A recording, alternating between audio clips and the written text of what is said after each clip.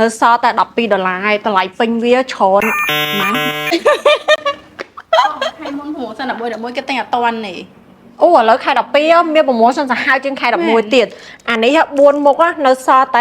$12ហើយតម្លៃពេញវា31មានអីខ្លះហៅបងមានច្រើនសូម្បីតែ juicy នេះក៏អញ្ចឹងដែរតម្លៃវា28នៅសល់តែ12ឯងបានទាំងប្លុសជាមួយនឹងក្រែមលាបមាត់ទៀតអូនេះ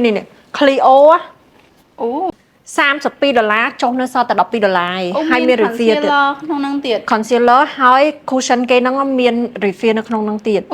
អូ 3CE ក៏មានដែរហ្នឹងហើយ 3CE ក៏មានដែរ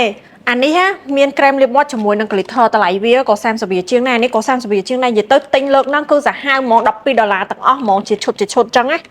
អូ Into You ហ្នឹងសេរី Pop Matte នេះខ្ជូតខ្លាំងមែនតែនក៏តម្លៃវា$12ដែរនិយាយទៅទិញលើកនេះគឺចំណេញខ្លាំងមែនតែនហ្មង